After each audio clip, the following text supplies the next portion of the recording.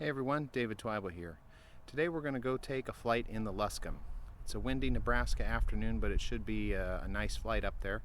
And I want to cover some of the stuff I usually cover on a first flight with a new private pilot student. So come along, let's get this 1946 Luscombe started and we'll get on our way.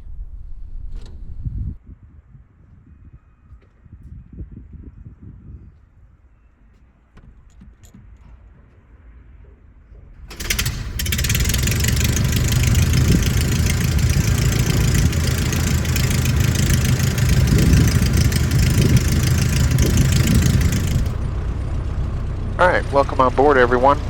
We got this thing running and I'm going to get my radio going here.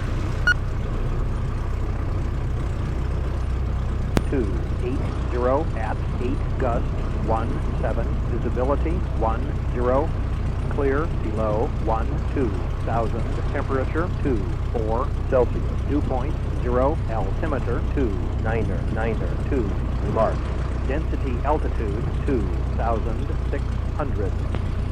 Alright, we got the weather there. We'll just listen to the winds one more time. It's always good to get a couple of them if it's swinging. Wahoo Municipal Airport. Automated weather observation 2028 Zulu weather wind 280 at 8 gust 17 visibility 10. Okay, we've got the winds 280 and we're going to go to runway 20. And I'm going to get my spot GPS locator going here. This tells my family where I'm at and that I'm going flying. And it will also let emergency services know if I run into an emergency. So we got that going. And now I do a little flow around the cockpit. I'm going to check that my door is secure, that the fuel valve is on. Mags are on both. Blue Line Aviation, TBM 6210. Set. Compass makes sense. Oil pressure's good. Oil temperature's pretty good. RPM's good. My door's closed. Or right door's closed. Trim is set. And we'll wipe out the controls here. Stick to the right. Elevator or aileron up is up on the right side. Stick to the left. Down on the right. Up on the left. Down on the right. Left, and work my elevator. And in the Luscombe you can look back and see elevator, and that's good. Now the wind's coming from behind me and I'm flying a Taildragger here, so I need to be careful. Taxiing downwind, not get too fast, don't let it get away from me. So we'll start rolling out here. I saw some other traffic using runway 20. That makes sense with the winds, so we will taxi to runway 20. And there's a pothole up here, so I'm kind of sidestepped off to the right. Make sure we miss that. And we did. And let's take a look-see.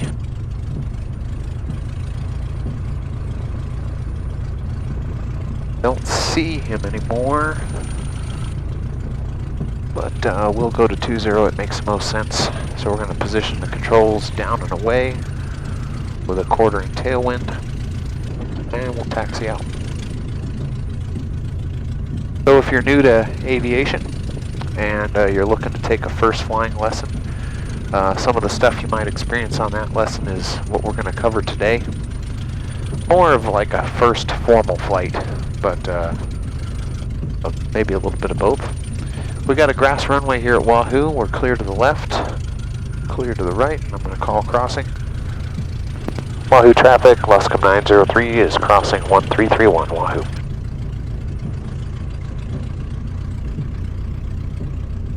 And this old Luscombe is probably not something you're going to take a first lesson in these days. Maybe 60 or 80 years ago you would have, but not anymore, so maybe a little different here. But still a good airplane. It's an excellent stick and rudder trainer, a real fundamentals airplane. And if you ever get the chance to fly a Luscombe, or any Taildragger for that matter, I'd recommend it. It makes you a better pilot, and you just kind of have to be, forces you to be good. So, anywho, we're taxiing out for departure here. We're going to go up and talk about some of the thinking skills that you're going to run into as a new private pilot. and maybe also the things that you're going to see and feel and hear and smell when you're out flying. And a lot of people on the first flight kind of just jump into technicalities of flying. They're getting into the specifics of how to raise and lower the nose, how to make turns, and all that sort of stuff. And there's nothing wrong with that. But before anything else, a pilot is a commander. They're a leader. And it's in the name, pilot in command. So every airplane has a pilot in command, whether there's just one person in that airplane or a crew like on an airliner. There's always a pilot in command. And when you start your private pilot training, or if you're in private training now, or you're already a pilot, the first and most important thing you do is command. And you can't do that unless you know what to look for. And you can't do that unless you have a strategy of how you're going to go about it. So that's kind of some of the stuff we're going to cover today. Once we get up and going, it's going to be a pretty simple flight in that regards. But anywho, so specifically taxiing the Luscombe here, we're trying to go nice and slow. We got that tailwind pushing us. We got our controls down and away from the wind. That helps, or keeps the wind from lifting our tail or picking up a wing on us and flipping us over, which we don't want to do. And this even matters even more in a tail wheel than it does in a nose wheel airplane, like a Cessna 172 or something like that.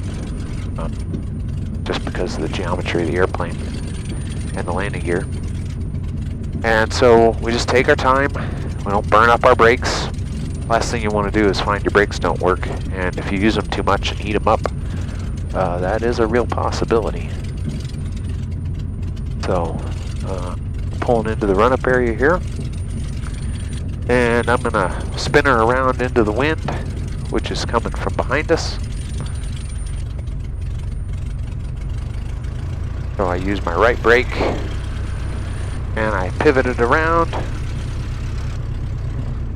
right about there. Hold the brakes. Now I'm going to do my flow check again.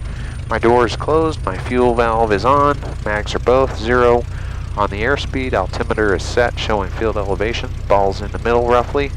Oil pressure still good, oil temperature is doing really good. We've got good RPM. My door is closed, close the right side door, trim still set. My flight controls still check good. We check the taxi and the brakes on the way out. Close up my pilot side window. Push up the power, hold the brakes to 1500 RPM. Little continentals. Check the magnetos. Good on right. Good on the left. Check our carburetor heat. Get a little bit of a drop. And then I find it's important to do the idle test where we bring the throttle all the way back with the carb heat on, because carb heat makes us run slower. 621 Kilo Sierra, ahead of here. Alright, so we got our run-up done, and now we're going to go through our pre-flight briefing. So I'm going to make the takeoff here on runway 20. We're expecting a right crosswind, so we're going to counter with right stick. Any issues, abnormalities before we rotate at 55 miles an hour, we're going to abort. We're just going to pull the throttle to idle, keep her going straight, come to a stop. Any issues at low altitude, we're landing straight ahead. And if we have any issues at higher altitude, we're going to land off to the east of town here in Wahoo before we turn over town and head to the west. So we're going to head to the west of Wahoo, go out there, fly around a bit, talk about the basics of being a captain and thinking before you start manipulating the controls. And that'll be the plan. So now one last thing I like to do before I leave the run-up area is to do a traffic check. So I've been listening, but I also like to do a pivot turn and just check the entire sky for traffic. And this is something that's a lot easier to do in a tail wheel airplane than it is in a nose wheel, because we can do these really tight pivot turns. But if you have enough room, you can do them in a nose wheel. Anywho, so I didn't see anybody, I haven't heard anybody.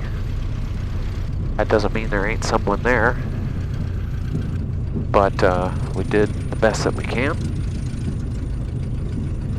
And then we make a call. Wahoo traffic, 903 is departing runway 20 to the west, Wahoo. Okay, close up my window.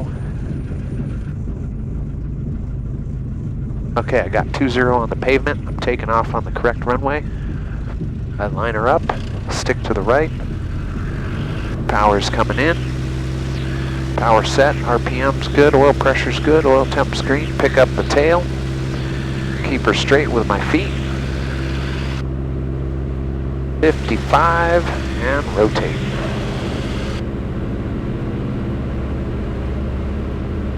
Climb out at 65.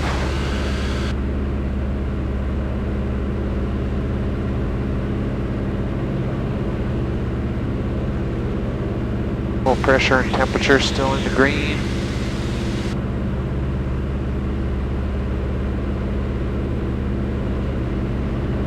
Good to be up in the Luscombe again, especially after a cold winter. Okay, she's making good power. She's feeling good. I'm gonna go ahead and turn out to the right.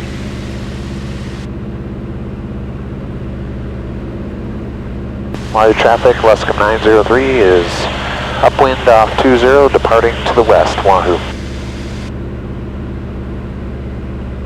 Turn out a little early here to avoid flying over town, if we can.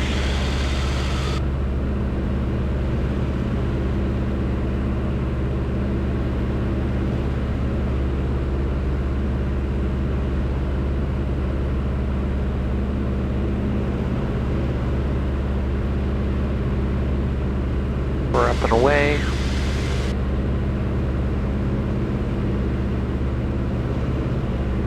Airspeed's good, oil pressure's good, oil temperature's in the good.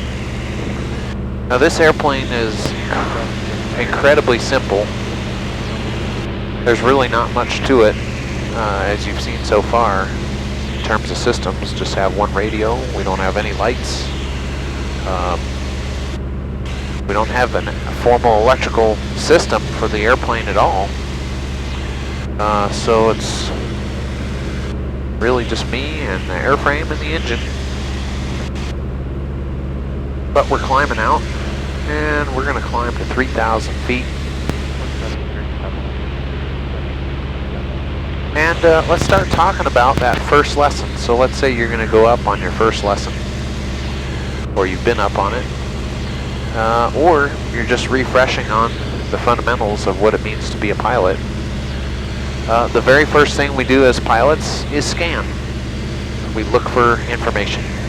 Without any information, we can't do anything.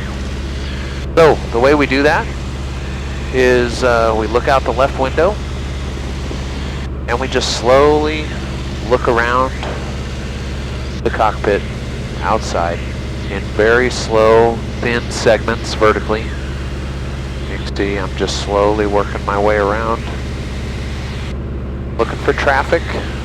That's what we call other airplanes, or helicopters, or gliders, or what have you. I'm looking for towers. Those are obstructions sticking up out of the ground that we could fly into, which we definitely don't want to do. Looking for birds, looking for clouds, looking for anything that could be a threat to me. Nebraska city traffic, TBM 621 Kilo Sierra, 15 miles to the east at 4,000 inbound on the RNAV 33, full stop. Okay, we'll see how things are here at 3,000, and I'm going to go back out the left wing and scan. So again, I should just take my time, working around. This is a very slow, methodical, oftentimes boring process. But it's the basis of our skills as pilots. If we have a bad scan, our flying's going to be bad. There's no way around it. Now, once I complete a pass around the cockpit, outside that is, I come back inside the cockpit and I just glean a few little bits of information. So, my oil pressure's good. I'm at 3,000. I'm at 90 miles an hour. Okay, back off the wing and scan again. And the FAA says you should spend 90% of your time looking outside. And I can just tell you from having flown with many students and many pilots, most of us aren't doing that. About 12 miles to the northeast inbound for runway 20 on the GPS approach. Wahoo. And there's a reason for that. It's hard. It's really hard to just look outside, then come back inside. Oil pressure's good. It's hard to just spend your time eyes outside and not looking at the altimeter or the airspeed or the GPS or the radio or whatever. Now it's bumpy today, and we're just going to continue our climb up to 4,000. And I go back out the window, back to another scan.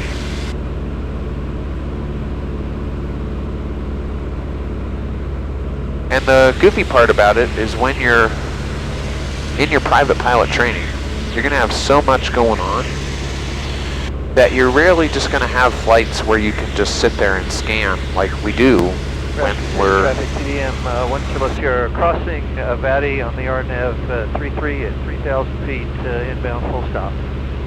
Rest of city traffic. Like we do, just out flying, right? So we're just out flying here. I'm not having to pay a flight school to be out doing this.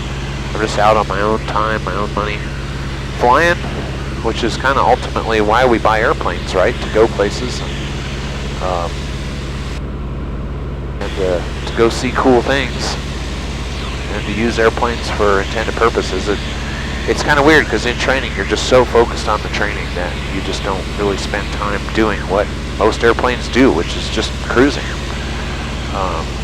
But it's important to remember what comes first. So I can tell you from my experience as a student pilot, and then, you know, an instrument pilot, and then a couple 100-hour pilot, and then a 1,000-hour pilot, so on. It takes a long time to slowly work into these habits, to just find enough time to practice them and to hone them and make them better. And that's okay because, you know, time is expensive in airplanes, and... That's city traffic TDM 1 Kilo Sierra crossing Jackie 3,000 feet straight in for the RNAV 33 full stop. Rest of city traffic. You know, you don't want to go drop $500 or $1,000 just to go look out the window early in training. So that's the scan, right? Now we talked about things that we're looking for: traffic, birds, terrain, that sort of thing. But the next thing we're looking for is literally just where the airplane is pointed. That's simple. And right now, we're west of Wahoo, going west. And you can see I'm flying kind of parallel to this road here. And I can tell you without looking at the compass that we are going westbound. How do I know that?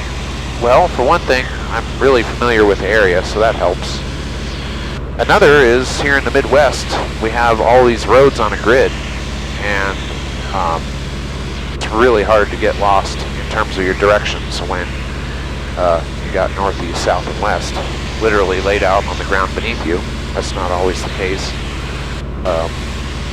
And then another big one, just right now, is the sun angle. The sun's off my left and high, and it's mid-March here in Nebraska in the mid-afternoon, and I know here in Nebraska in March that the sun is going to be off the vertical, tilted to the south. So I just know right away, just looking at the shadows on the ground and off the sun that I can feel and see here in the cockpit, that south is that way. And if south is that way, then north has to be that way, or west has to be that way, and north has to be that way. So that helps. And so I know which way I'm pointed in terms of the compass, and that's good. But I also want to know which way the airplane's pointed up and down and side to side. And so this is where the visual scan comes back, in that we're just simply looking out the window and looking at the horizon line out in front of us and comparing the nose of the airplane to the picture that we see. So I can bring the nose up, and for me in my seat right now, The cowling is just touching the horizon. CBM 1 Kilo Sierra, 4 mile final to 33 full stop. And we're far enough away. I'm going to turn them down a little bit. I've got the nose up here touching the horizon, and I know that the nose is up. Now I can also look off the wing, and I see that the wing is tilted up relative to the horizon. I can put the nose down, and I know that the nose of the airplane is pointed down. So that's good. And then as you get better at flying, you get even more precise in how you hold that nose. So you can see a tiny change there, tiny change there, and the better you get at flying, the better you'll get at sensing when that gap over the nose gets bigger and smaller to even just a tiny little bit, and that will help you stay on track with your altitude and your airspeed and all that. We can also bank the airplane, so we're going to put the airplane, let me check before I turn here. So I'm going to look left, I don't see anyone, clear left, turn left. I can bank the airplane, and you can see that the horizon's still level, but now we're tilted to the side, and the airplane's going around. And so we're just tracking around in a turn here with the airplane in a bank, and I can steepen the bank angle if I want. There's steeper. Or I could shallow it out to barely a turn. Right? We could just be right there. Just barely cracked of a bank angle. Look to the left, I don't see one. And so we look for our cardinal directions, we look for our pitch attitude, which is our up and down, we look for our bank attitude side to side, and we're just keeping a mental track of that information. And now the sun is behind me, and now I'm headed north. So I know which way I'm pointed, I know what my pitch attitude is, I know what my bank angle is, just from looking outside. And so the cool part is when I'm scanning, looking off my left wingtip now, and I'm just looking off the left, I can keep the airplane level, looking out the left, because the wing is parallel to the horizon. There's a gap on either side with the wingtip and the horizon, so if the gap on the left side is the same as the gap on the right side, then I know I'm level, which is nice. Makes it easy. And you might say, oh, come on, Dave, this isn't useful to me in my airplane. I'm going to be flying big airplanes. Well, fair enough, but I can tell you, flying turboprops and jets, that you can fly them just as easily visually as you can a Luscombe or a Cessna or anything else. And in fact, the day I learned about keeping the wingtips even, like I'm doing now, was actually flying a Boeing B-17 when I was 13 years old, believe it or not. And I loved flight simulators, and I was glued onto the instrument panel, and the pilot in the left seat just told me to look outside. He said, Dave, just look outside and keep the wingtips even. And sure enough, you can keep the wings on a B-17 even just as easily as you can on a Luscombe or a King Air or a Citation or a Cessna or whatever. Just look outside. And so I'm keeping my scan going. I'm still looking for airplanes, gliders, balloons, helicopters, towers, oil pressure, oil temperature in the green, 85 and a little low. Towers, terrain, clouds, mist, fog. I just keep looking outside. And then when I'm VFR, I just come back in, do my quick check like I talked about, and then eyes back outside. So you can see my old Luscombe here. We don't have an attitude indicator or a heading indicator, which you'll probably have in your, well, you will have in your Cessna 172 or whatever. But you simply just don't need them. Flying VFR, private pilot, you just don't. They come in handy in other circumstances, but on this typical VFR day, they're just, they're not required. And if anything, they're just a distraction. So we're keeping our eyes outside, we're checking our pitch attitude, we're looking at our bank angle. What else can we think about? Well, like I said earlier, we're thinking about this as a captain would, right? And right now, as a pilot in command, I'm the only one on the airplane. I'm obviously the PIC, so I'm commanding the airplane. And I like to think about it from like a nautical or naval perspective. You know, you got the captain on a ship, and you've got the navigator, and the radio operator, and the helmsman, and all these people who are running a ship. And a lot of aviation culture goes back to nautical culture. After all, we use nautical miles. We call the pilot in command a captain, and we call the second in command the first officer. Those are right out of naval textbooks. And so I like to think about myself as the PIC as doing the roles of those people on the ship. But that first and foremost, I'm always being the captain. And if you think about a captain on a ship, what's a captain's job? Well, to sign paperwork and to make decisions. That's about it. Captain's not steering the ship, he's not talking on the radios, he's not navigating, he's just trusting his people to do the right thing, checking their work, and making decisions and signing paperwork. And at the end of the day, that's the ultimate responsibility of a pilot in command, is to make decisions.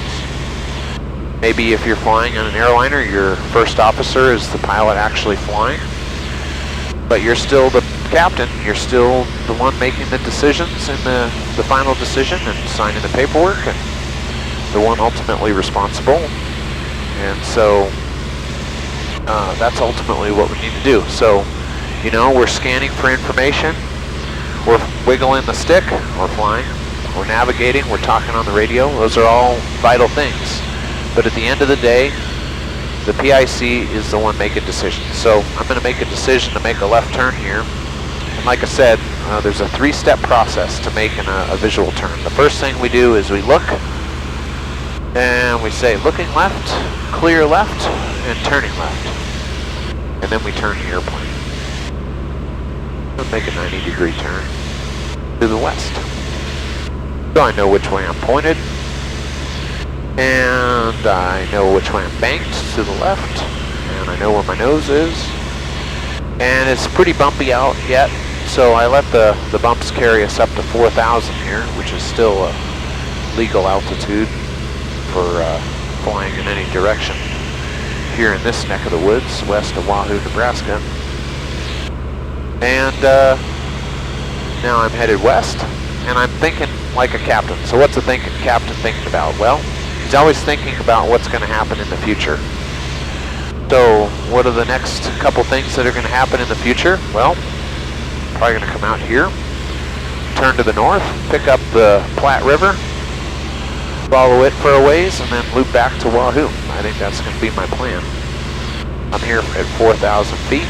I'm probably going to stay at 4,000 feet until it's time to descend into Wahoo. And I also got to think about my gas. So I'm going to look back, check my fuel gauge and my fuel cap, and they're secure and the fuel makes sense for where we should be. And I come back through, do a scan, I check my oil pressure, my oil temperature. They're in good shape. And you know, we're going pretty slow here. We're doing 90 miles an hour. We're just out cruising, letting her warm up after a winter of not much flying, a little bit of flying, but not much. And we're letting her warm up, right? So we're letting that oil temperature get up there, which is good for the engine. Gets the water out, gets the moisture out of the engine, keeps it lubricated, keeps it happy, keeps it from rusting on the inside. And we are just going here. So the rough rule of thumb you can use as a captain is the next 3 things. What are the next 3 things I got to do? Well, I got to turn to the north. I gotta descend back into Wahoo. I gotta pick up the weather to get back into Wahoo. Those are probably gonna be the things that I'm gonna do next. There's also some good mental models. One of them's called the OODA loop. And the OODA loop stands for Observe, Orient, Decide, Act. And so what that's getting at is observing. That's picking up information like we just been talking about, right? Our scan, making sure we're looking out the window, looking for threats, keeping the airplane pointed the way we want it pointed, looking at our fuel and oil pressure, all these sorts of things. That's observe. The next thing we do is orient. And orient is putting all that information together and forming a picture of how things are going. So, is the flight going well? Are we ahead of schedule? Are we behind schedule? Are we fighting more of a headwind or less of a headwind? Are we at the right altitude? Are we talking to the right person on the radio? Those are all part of Orient. Now I'm clear to the right, looking right, clear right, turning right. We'll swing the nose around here.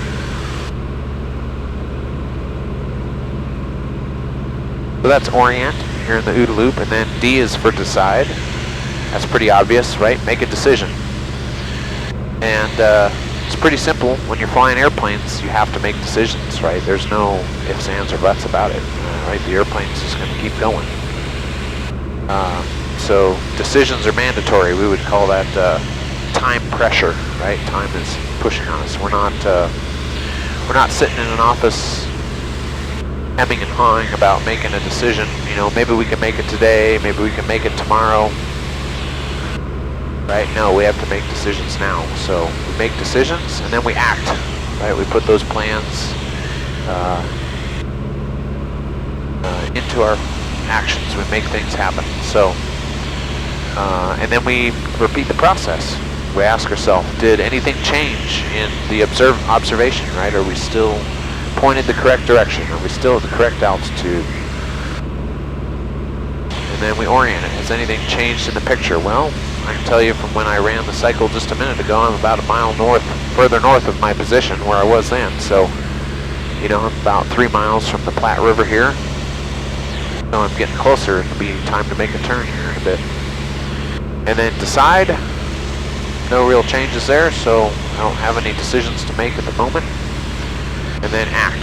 Well, I'm still just doing what I'm doing this direction. And so remember, whenever you're in private training and you're busy, you know, your instructor's having you do maneuvers, or you know, you're communicating for the first time, or whatever you're doing, someone in that airplane needs to be commanding. And the usual goal is that the student's doing that, right? And usually that process starts out where the instructor is doing all that work to begin with, right? They're the ones that are making all the decisions and are keeping track of progress and making sure the airplane's pointed in the right direction and checking for threats. And then hopefully our job as instructors is to slowly be handing that job off to the student. But even late in training, you know, let's say you're getting close to done with your private pilot training, the instructor should never stop doing that, even if you're doing 95% of it, right? Because one of you could be making a mistake, right? And so, you know, I've had students correct me before as their instructor.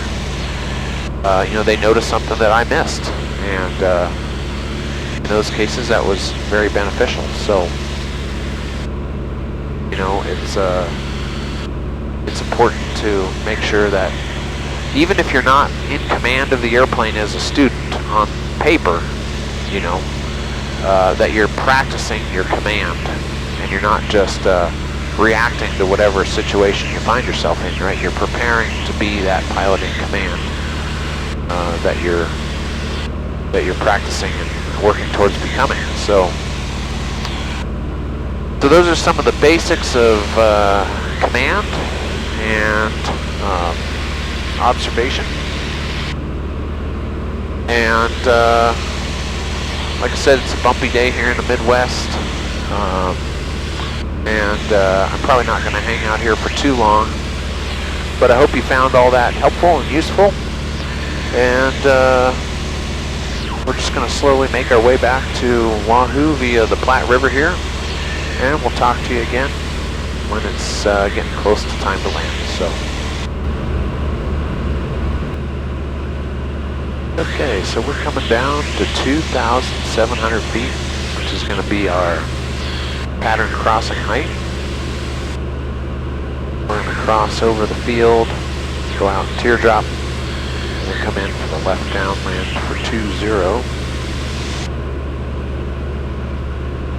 But it's been a nice little flight to get out and exercise the Luscombe here after winter.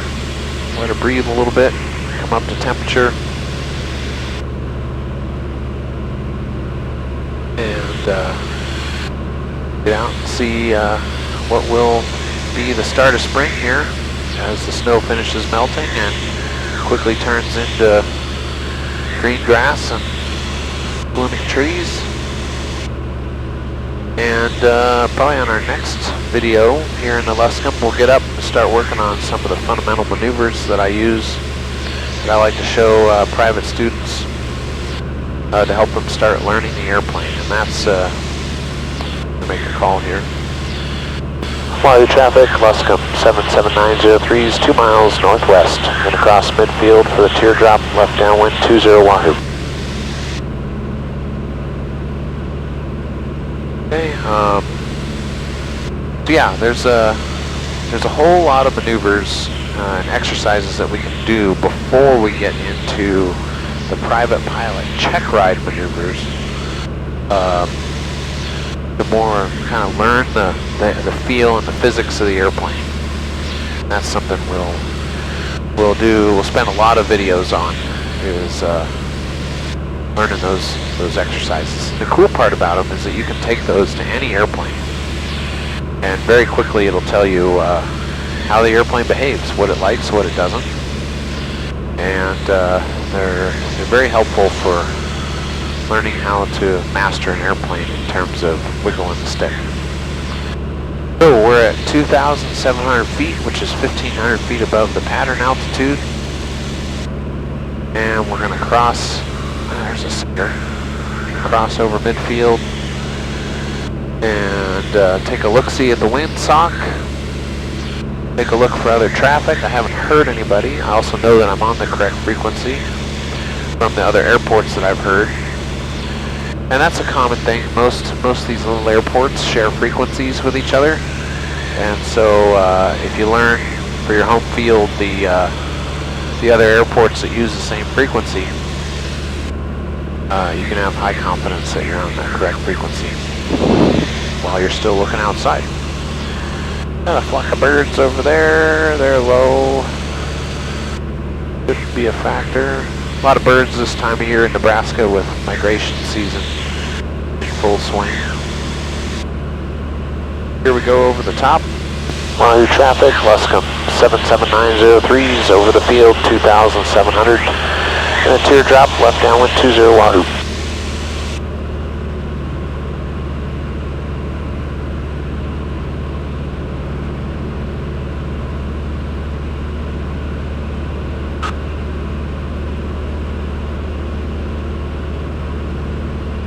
Now we're in a thermal.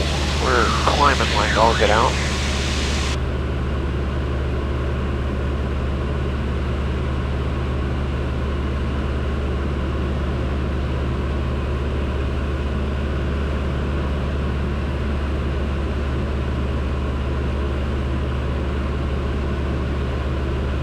No, we're still keeping our scan up and out, looking for other airplanes. Come out here, clear the pattern. I like to get at least 2 miles away before I start down. If you got someone on a really wide downwind.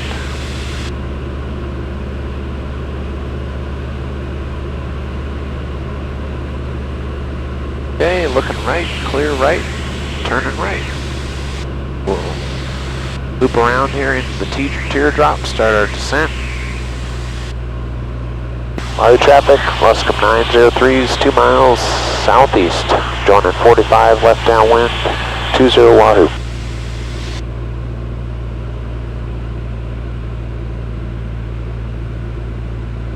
Now we're going to be nose into the wind, so we're going to be slow. Get down to pattern altitude here before we get into the pattern. It's very important, this is something we could have talked about earlier, but it's very important to be at pattern altitude when you're in the pattern, because that'll let you see other airplanes. And that's a fascinating little bit of physics and geometry, is that traffic at the same altitude to you will sit above the horizon. So if you're both at, say, 3,000 feet, they will be above the horizon and you should be able to see them. I'm in the same here. Wahoo traffic, Luscombe 903 is joining the left downwind, 20 Wahoo. And that's because we're sitting above the Earth, and despite what the flat earthers say, the Earth curves down away from us.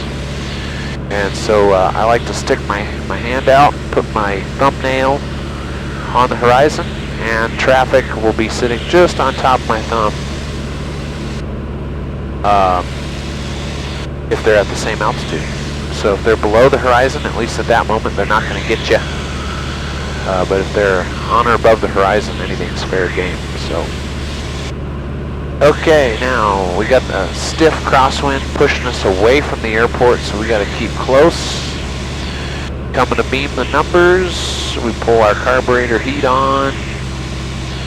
Slowly and smoothly pull the power back to idle because we like our engine. And I have to pay for the overhaul on this one, so I like to treat her nice. Run the trim all the way in. And then turn early because I'm going to have a headwind here on base with the winds out of the northwest. Wahoo traffic, 903, left base, 20, full stop Wahoo.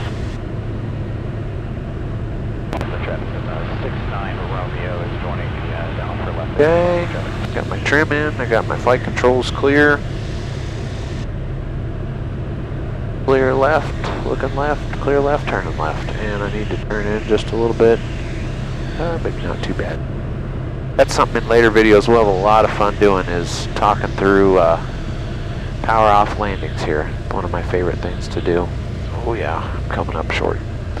Yeah, the only requirement we have on this is that we have a 1/4 mile straight final.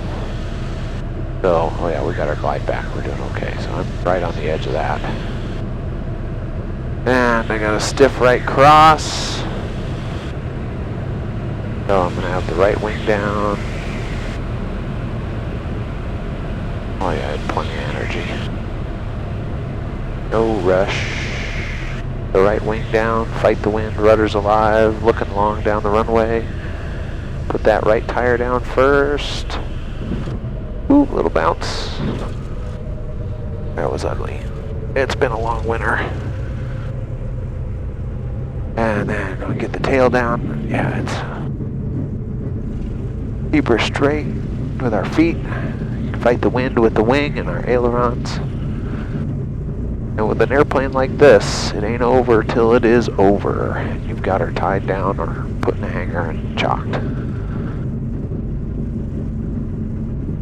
Because they are constantly trying to swap ends.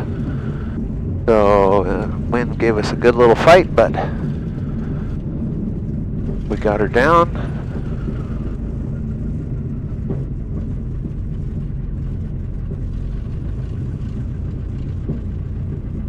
Your call. Wahoo traffic, Luscombe 903 is clear 20. Taxiing on 31 for the ramp, Wahoo. Make sure we stay on the pavement here, coming around the turn.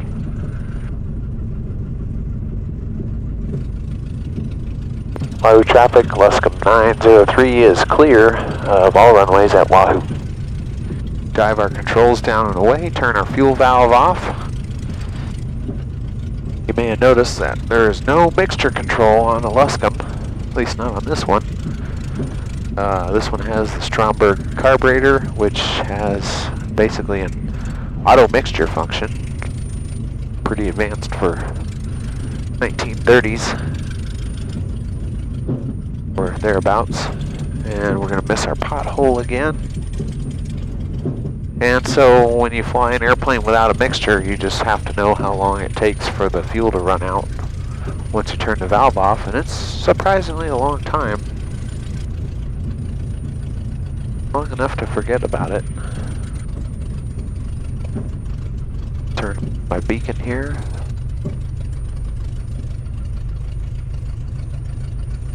And then we bring her to low idle, and we can do a grounding check where we basically turn the keys off, turn them back on again.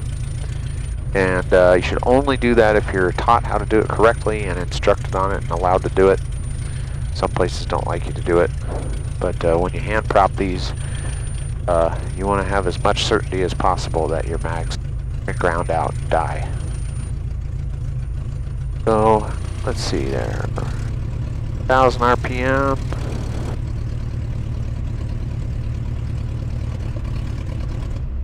There she goes.